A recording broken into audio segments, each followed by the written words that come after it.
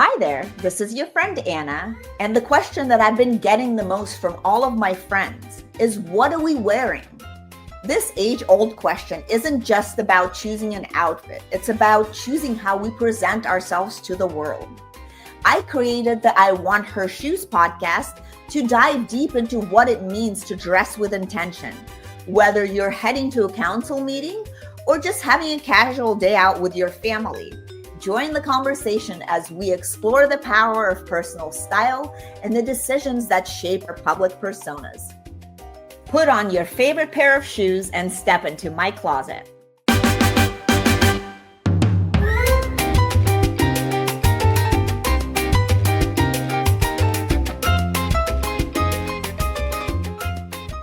All right, welcome back to the I Want Her Shoes podcast, where we celebrate powerhouse women redefining leadership, style, and impact. I'm your host, Anna, and today's guest quite literally loves Miami for a living, and that's why I'm wearing this shirt as well. Perfect. Meet Rebecca Fishman Lipsey, celebrating 5 years as president and CEO of the Miami Foundation, Miami's home base for generosity, equity, and social impact. And under her leadership, the foundation has invested nearly $1 billion into the city's most pressing challenges, united nearly 1,000 family and corporate foundations, amazing, and created Give Miami Day, which is, I love that, and raising $190 million in just the last few years for nonprofits that touch tens of thousands of lives. Thank you so much, Rebecca, for doing all this amazing work. And you're not just a civic powerhouse, you're also former Florida Board of Education member, founder of Radical Partners, which scaled over 150 social ventures. That's powerhouse. And leader who sits in the intersection of systems change, philanthropy, and community, which is super important to me. And you're also a proud mama, a closeted musician, and a style maven who knows how to show up with presence in every room. Being called a style maven by someone who has this kind of closet is a very nice thing. Well, Rebecca, welcome to the show. Thank you. Amazing to have you here. Let's start with the origin. Tell us, where did you grow up? How did your journey lead you here to the heart of Miami's social impact movement? Yeah, born in Brooklyn. Grew up in New Jersey and in the Northeast, graduated college and joined a program called Teach for America. So I committed for 2 years to serve in a failing public school. And you know, the point of that program, it's two things. One is hopefully provide a really good education to kids in a school that's failing, but the other is to change the career trajectory of these leaders that you've recruited and hopefully infect them with a real passion for community. And they got me. And then that's how I ended up coming to Miami. They sent me here to Miami to be the executive director of that program, and I fell in love with this place. Because it's so awesome. It's the best. It's the best. And that, you know, the doors kept opening from there.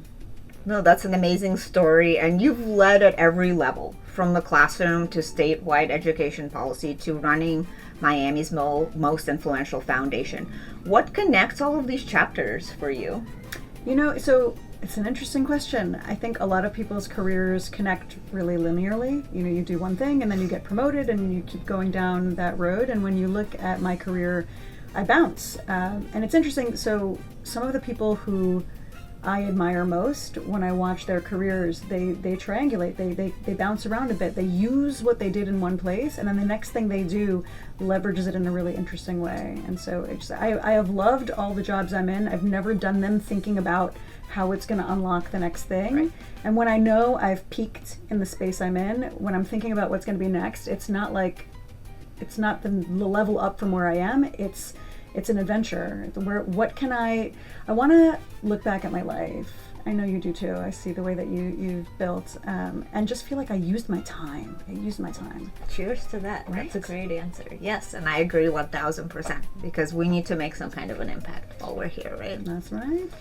And the Miami Foundation has invested nearly $1 billion in this community. Thank you. That's amazing. It's the community. The community But has it's invested somebody in itself. that's leading it as well, too. And what do you see as the most urgent opportunities right now for people that are wondering? Because I'm sure there's some that are more important than others, right? Yeah, that's a big question. So, I mean, first of all, I love this community. There's so much magic here. We speak 128 languages here in Miami. It's part of our magic. Yes!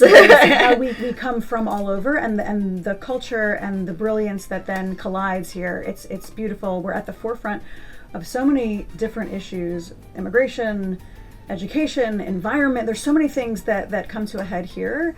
But honestly, I think the biggest challenge in our community is getting people who live here to like lock in and feel a sense of responsibility, because the majority of people who live here came from somewhere else. And when you ask people in Miami, where are you from?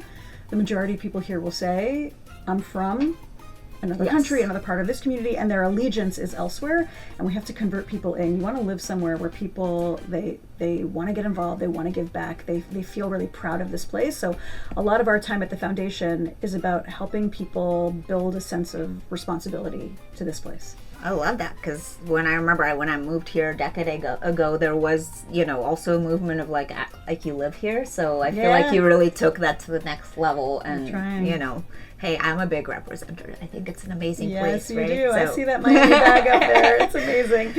So if a Miami Foundation were a fashion brand, what would its style be? So the Miami Foundation really is meant to be a reflection of the best of what's in Miami. So I've been thinking, like, what's our style here? And I'll say a couple things. One is, like, we have flavor from all over. We're a really good collab. So you see the outfit that comes together, that is the designer shoes, and it is the classic jeans, and it's the button down from Brazil, and it's the earrings that you got from your vacation. It has its own. It's not trying to be some other community. It is uniquely itself, and it is a mashup. So I think on our end, at the foundation, we're thinking a lot about what is the best of what's happening in our community. How do we lift it up? And also, like, do not be afraid to play and to dare. And so there's always a little bit of a dare in the work. Can you really pull that off? We'll see. I love that answer. No, and I think that definitely encapsulates Miami and the style here, for sure. And Give Miami Day has become such a cultural moment here. Yay! The best! What makes Miami unique when it comes to generosity? Because I know there's a lot of money here, but how generous are people? So, very. This is a very generous community. The question is whether we're generous here, because people here, we give, and there's a lot of resource here. But I love that your question is talking about Give Miami Day as a cultural movement, because I think when people hear about it, so it's a day of giving, where it's an all call. If you live in Miami, give back here. Find something you care about and give back here. And last year we had 109,000 donations. 109,000 donations come in on one day. Thank you. I'm so proud of our community. And the thing we're trying to accomplish is, like, how do we get everyone here to feel like everywhere you look, all you see is people being generous, getting involved, and giving back. And whatever your cause is, you care about the environment, you find an environment cause that you care about here. You care about health, you find the cause that you care about. And so it's meant to be a cultural movement about, like, live like you live here. Right. Find your thing here. Love that. No, I think that's beautiful, and I'm so excited that it's grown so much, and I think there's a lot more to come. Oh my gosh. And you founded Radical Partners, and you scaled over 150 social ventures. What's one lesson about entrepreneurship that still shapes you as you lead today? So I'll give you two fast hot takes from my experience. So it was all about finding leaders with a big, bold vision to solve something that matters and help them scale, and hopefully scale quickly. And my two big takeaways, and I stole them and I brought them with me to the foundation. Thing number one was like an orientation towards failure. Be comfortable with failure, be comfortable to learn and get feedback early and fast, and use that to modify and improve. I see the best entrepreneurs, they listen real early. They're not waiting to spend $1 million on their product design to find out that no one wanted it like that. Yeah. You have to listen and pivot and be willing to have hard conversations early. And the second lesson for me was about being willing to take a B. I think within the traditional work environment, you're successful when you get an A. in Right. everything that you do. You want to shoot for an A. You want to be a good student and get an A in everything that you do.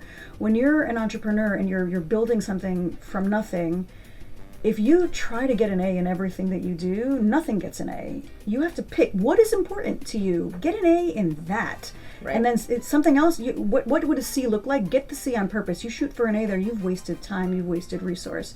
So we think a lot at the foundation about, like, are we calibrated on what deserves a B? Get the B. You got a B? Move on. I agree. I think the perfection is not really important when you're trying to solve a lot of different problems, right? It's hard to shake it out, you know? Exactly. We're successful in school when you get the A.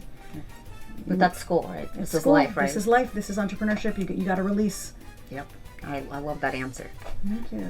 And you're a closet musician and mama.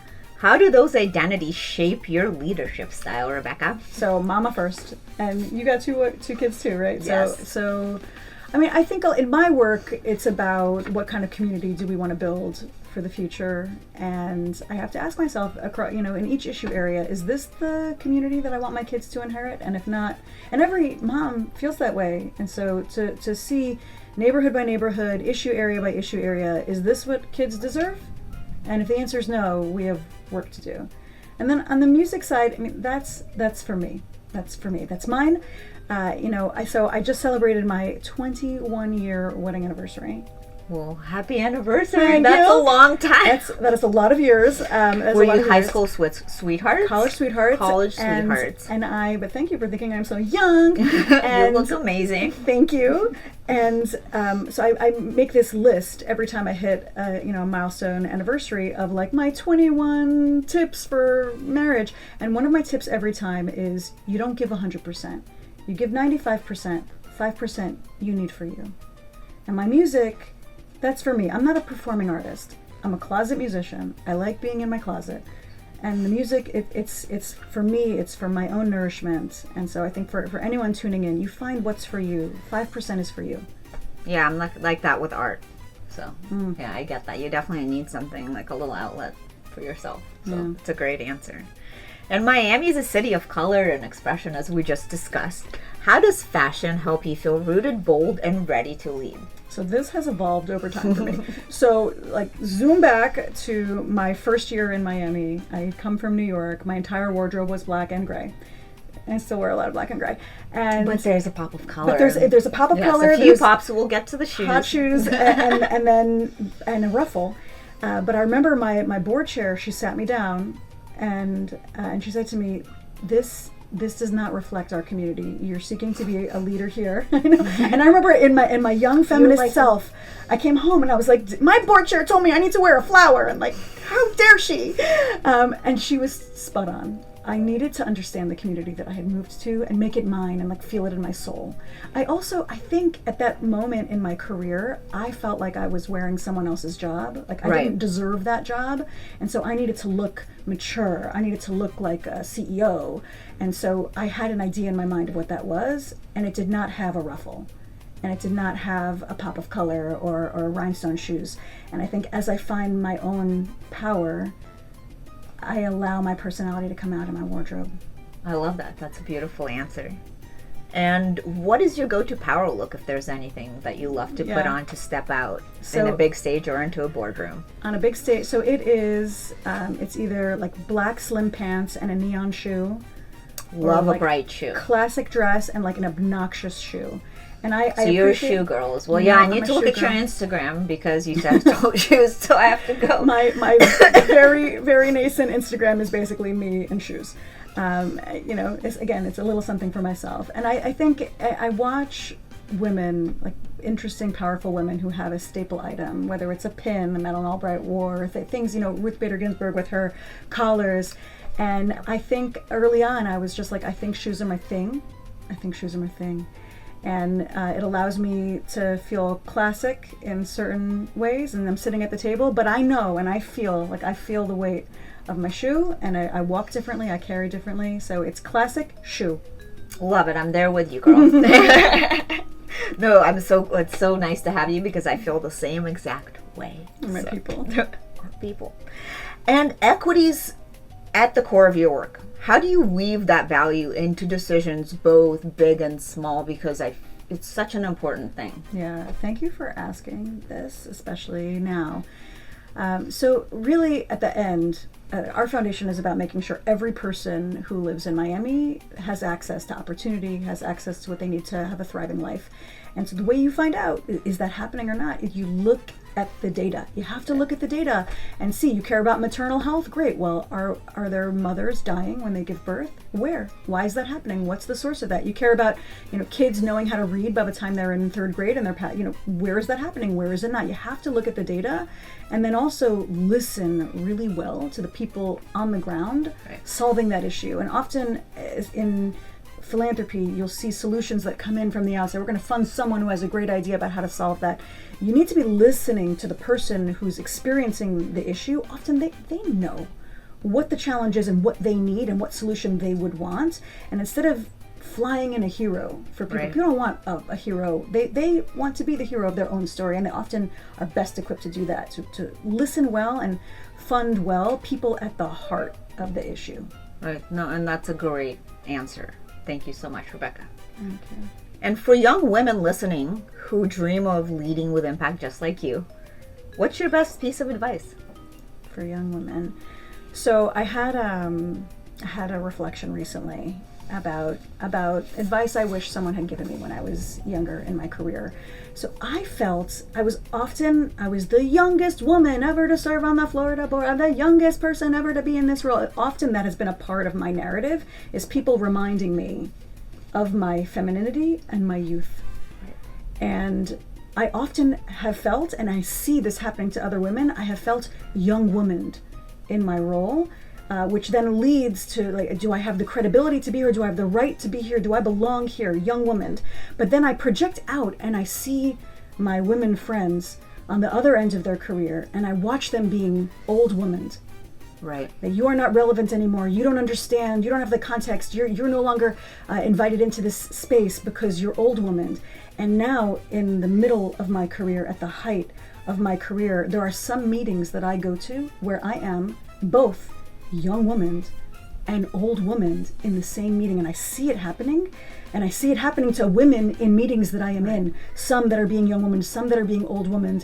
I saw it happen this morning at a breakfast that I was in, and what it has taught me is that your right to be at the table will never come from the outside. It comes from you. If that red carpet is not being rolled for you, you roll that carpet, you breathe in and breathe out, and you belong there, and walk and take your seat. The right to lead is not going to come from your age, your credibility. It comes from you believing in yourself. And I wish, both at the beginning and then hopefully at the end of my career, that I could feel my worth and my value from me. Well, I hope you feel it now. I do, and I want it for all the other women in the room. That's a beautiful answer. Thank you so much. I'm almost getting teary-eyed.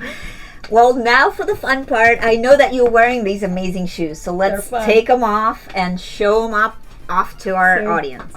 These are POW. They're glittery, Superwoman. So I've got my Wonder Woman bracelet on. Tell us the story behind those beauties. Oh, what is the story of these shoes? So that's funny. I held a role once, and then after I was there, another woman was hired. She's fabulous. We had never met each other, and I was at a community event, and I saw another woman wearing an amazing pair of shoes. I think I was wearing like a hot pink shoe. She was wearing a hot yellow shoe, and from across the room, you shoot. We did that. I was like, and she did that, and I came over, and we greeted, and she introduced herself, and I was like, oh, you're the person who was just hired in the job that I was just in. That was how we met. We met over shoes. That is cool. And she texted me the link to these shoes and said, I believe these are yours. And I was like, yeah, I think I do need a POW rhinestone red shoe. Yes. I would say probably at this point, half of the shoes that I own are somebody saw that shoe, sent me a link, and was like, these. I love it how people know which shoe's your shoe. I take it seriously. No, that's a great story. Thank you so much for sharing. And now we're going to do this cool little quick fire round of this or that. Bring it. When would gallery night or Little Havana music set? Truth, I want to be home. But I would choose the music. French girl chic or Miami glam? Miami glam. Yeah. Yes. Stage mic or strategy session? Stage mic. Yes. Sequel movie night or live concert? Okay, for real, I love sequel movies to the point of embarrassment. Like, I want to watch, like Bring It On Again. Yes, I do. I want to watch like Cruel Intentions 4. Like the. Hey, why not milk them out? It's fun, you know. Work is intense for me. I want to come home, and if I'm going to watch something, I want light. I want irreverent. Bring me the sequel. Beautiful. Linen blazer or power jumpsuit? Power jumpsuit. The harder the outfit is to get on, the more I want to wear it. Yeah. Ocean sunrise swim or late night salsa? Oh, the sunrise. That's peaceful. Yes. Justice reform panel or fashion forward gala? Ooh, truth. Honestly, I'm like gallaed out. I'm paneled out. I want a small group dinner. I love that. Like well, 6 people at a table. Like talk. You'll have to come to one of Yes. our dinners. We'd love to have you. Well, Rebecca, thank you so much for sharing your vision, your candor, and your commitment to building a stronger Miami. Your story reminds us that leadership isn't just about strategy. It's about generosity, equity, and showing up fully in your own beautiful style. And to our listeners, if you've ever wondered how one person can move an entire community forward, this episode is your reminder that bold impact starts with small, intentional steps. And please share it with everybody, or those women that are interested in leadership and philanthropy, and just people in Miami that want to get to know who is actually behind this movement of giving. And be sure to follow Rebecca's journey at the Miami Foundation, learn more about the incredible initiatives shaping the city, and don't miss Give Day this year. What date is that? It's November 20th. So it's actually coming up, so we'll make sure to share it in our networks as well, so Awesome. Because we're all about giving back. And until next time, lead with purpose, give with style, and remember, the most powerful thing you could wear is your truth. Yes. That was so much fun. Thank you so much. These questions are so thoughtful. So there's over 1,000 organizations in Miami. They do everything from, food access to homeless shelters and in every neighborhood, and we want to make sure they have the money that they need. So at the end of the year, instead of having 1,000 individual events and fundraisers for every single organization, at the Miami Foundation, we host one monster fundraiser. It's called Give Miami Day. And we encourage every person in Miami, find the organization that you care about and get involved and give back. And what happens on Give Miami Day, so this year it's on November 20th, we invite all the nonprofits to be there with us. You can go online to givemiamiday.org. And you'll see, you can look for the organization that you love and give to them, but then you can also join us. We have a headquarters. We invite people to come and see, and you can volunteer, and you can make phone calls and help out or just cheer along with the community. Last year we raised $40 million in one day, and we're going to do it again, and would love for you to come. It's like explosive to see. Amazing. Yeah, no, I'm looking forward to, I've donated definitely on the day, but I'm looking forward to joining this year. Come see it. And are you any chance you're a runner?